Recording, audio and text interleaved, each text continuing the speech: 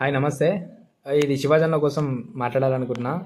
అన్న శివాజన్న, నీ మీద కేసులైనా ఏం భయపడకన్నా. నీ వెనక ఫాలోయింగ్ చాలా పెరిగింది. అంతకుముందు నీ వెనక ఎవరుండ్రు, ఎంత ఫాలోయింగ్ ఉందో తెలియదు, కానీ ఇప్పుడైతే భారీగా నీ వెనక ఫాలోయింగ్ పెరిగింది. ఇంకోటి ఏంటంటే సనాతన ధర్మం అంటే ఏంటి అనేది ఒక అర్థం బయటికి తీసుకొచ్చారు. మీరు మాట్లాడింది సరే, ఒక వార్డు తప్పుగా పలికినా కూడా మీరు తీసుకున్న భావన అయితే కరెక్ట్ అన్న. వీటికి సనాతన ధర్మానికి ఎవరు అడ్డుపడుతున్నారు, అసలు ఈ పాశ్చాత్య సంస్కృతి ఏంది, సొసైటీ ఎటు నడుస్తున్నది అనేది ఇప్పుడు బయట పడుతుంది ఒకటొకటిగా. ఇంకోటి మీరు చేసిన ఈ కామెంట్స్ వల్ల అలా నిజ స్వరూపాలు ఏంటో బయటపడినాయి.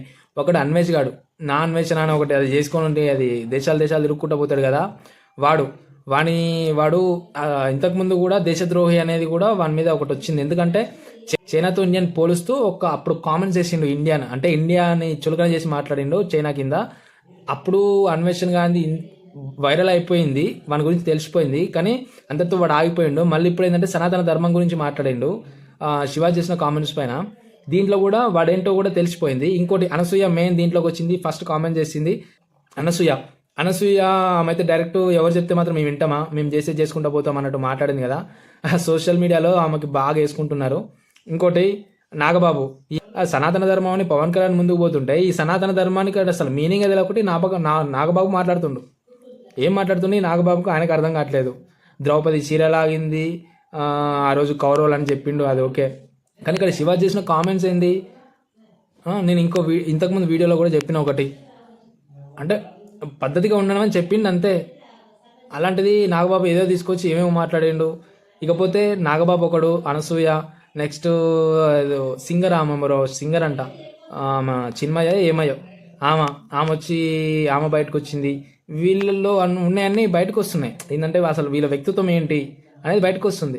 వీళ్ళు ఏంటంటే మేము నచ్చింది చేసుకుంటూ పోతాం, మాకు స్వేచ్ఛ కావాలి, మాకు మొగాళ్ళతో పాటు సమానత్వం కావాలి అంటున్నారు. అంటే పబ్లలో తిరగడమేనా సమానత్వం? పబ్లలో తిరిగేటాన్ని మొగను కూడా తిరుగుతాం మేము. మీ మధ్యతరగతి కుటుంబం, మాకు అనవసరం అవన్నీ. సరే మీరు ఇప్పుడు ఇంకోటి ఏంటంటే ఎన్నో అత్యాచారాలు జరుగుతున్నాయి కదా, మీలాంటి పురుషుల వల్లనే అవుతుంది అని ఒక కామెంట్ చేస్తున్నారు కదా. ఒకటి, ఎవడైనా కూడా సరే ఆడు చేసిన తప్పే కావచ్చు, నిజంగా కంట్రోల్ కాకపోవడమా అది ఎట్లా జరిగిందా కానీ తప్పకు శిక్ష కోట్లు అనేది విధిస్తుంటాయి. అది పక్కన పెట్టేస్తే, ఒకటి ఫస్ట్ ఏం జరుగుతుందంటే సినిమాలో చూపించే ఈ అసభ్యకర దృశ్యాలు ఉన్నాయి కదా, ఈ చిన్న చిన్న డ్రెస్సులు వేసుకొని డ్యాన్స్లు వేసుడు. ఇంకోటి ఏంటంటే ఐటమ్ సాంగ్. ఈ మధ్య ఐటమ్ సాంగ్ అనేది ప్రతి సినిమాకి అది కామన్ అయిపోయింది. ఐటమ్ సాంగ్ ఉండాలి, దాంట్లో ఒక ఐటమ్గా ఒక హీరోయిన్ తీసుకొచ్చి చిన్న చిన్న బట్టలు వేయించి ఆమెతోటి అవి ఇవి ఇట్లా డ్యాన్స్ వేపించడం. అంటే ఈ డైరెక్టర్లైనా కూడా ఈ సినిమా కూడా ఏం నేర్పిస్తుంది సొసైటీకి? వీళ్ళు చూపిస్తారు. సరే అనసూయ గారు ఎల్లేదో టీవీలో చేస్తుంది, ఇప్పుడు మేము డ్రెస్లు వేసుకున్నంత మాత్రాన ఈ ప్రభావం బయట సొసైటీ మీద పడదు అని మీరు అనుకుంటుండొచ్చు, కానీ ఇది ఎలా పడుతుందో చెప్తా. అక్కడ సినిమా చూసిన కంటెంట్లోనే ఇక్కడ బయట వీళ్ళు ప్రయోగాలు చేస్తుంటారు ఈ దొంగనా కొడుకులు. ఏంటంటే సరే అక్కడ వచ్చి అనసూయ చేసిన వాటన్నిటికీ పోయి అనసూయ పైన అటాక్ చేయడం కాకుండా అంత ఛాన్సెస్ ఉండవు కదా. ఎందుకంటే వాళ్ళకి బాగా సెక్యూరిటీస్ ఉంటారు, బాడీ గార్డ్స్ ఉంటారు, వాళ్ళంతా ఉంటారు, అందుకని వాళ్ళని ఎవరు ఏం చేయలేరు. కానీ బట్ ఏంటంటే ఇక్కడ జరిగేది ఏంటంటే వాళ్ళు చేసిన ఆ ఇన్ఫ్లుయెన్స్కి ఇక్కడ ఇన్ఫ్లుయెన్స్ అయిపోయి ఏం చేస్తాడు, వీరికి అందుబాటులో ఉన్న వాళ్ళ మీద బలాత్కారం చేస్తాడు. ఇక్కడ బలైపోయేది అంటే ఈ వీడు బల అవుతాడు. ఫస్ట్ ఏంటంటే వీడు కోట్ల పాలు జైళ్ళ పాలు అవుతాడు ఆ అన్యాయం చేసి. ఇంకోటి అవతల వ్యక్తి బాధితురాలు ఎవరైతే అన్యాయం అవుతుంది కదా, ఆ అమ్మాయి కూడా ఆగమైపోవడం. అంటే ఇక్కడ పుట్టేది ఎక్కడి నుంచి, ఆ భావన ఎలా పుడుతుంది, ఎక్కడ పుడుతుంది? వీళ్ళు సినిమా కంటెంట్ నుంచే వస్తుంది కదా. అక్కడనే ఆపేస్తే అసలు వానికి ఆ ఉద్దేశం రాకపోవచ్చేమో. ఇది కూడా ఒక ప్రయత్నంగా మనం చేయొచ్చు కదా. అసలు సినిమాలు ఇచ్చే మెసేజ్లు ఏంటి అంటారు, సినిమాల వల్ల కూడా మంచి మెసేజ్లు పోతున్నాయి సొసైటీకి అని సినిమా వాళ్ళే చెప్పుకుంటారు, బయట ఎవరు చెప్పారు. ఎందుకంటే వాళ్ళు సంపాదించుకునేది కదా అది. అందుకనే వాళ్ళు ఏం చెప్తారంటే సినిమా అనేది చాలా పవర్ ఉంది, అది సొసైటీకి మంచి నేర్పుతుంది అంటారు. కానీ ఈ రోజుల్లో మంచి అనేది చాలా లేట్గా ఎక్కుతుంది. కానీ మీరు ఇచ్చే కంటెంట్లలో కొంచెం చెడుతనం ఉంటుంది కదా, అది మాత్రం తొందరగా అట్రాక్ట్ అవుతారు. ఈ రోజుల్లో చెడు అనేది తొందరగా అట్రాక్ట్ అవుతారు. అందుకనే మీ సినిమాల వల్ల ఒరిగేది ఏం లేదు. ఈ మధ్య ఏంటంటే సినిమా ఇండస్ట్రీని బాగా ప్రోత్సహిస్తారు రాజకీయ నాయకులు కూడా.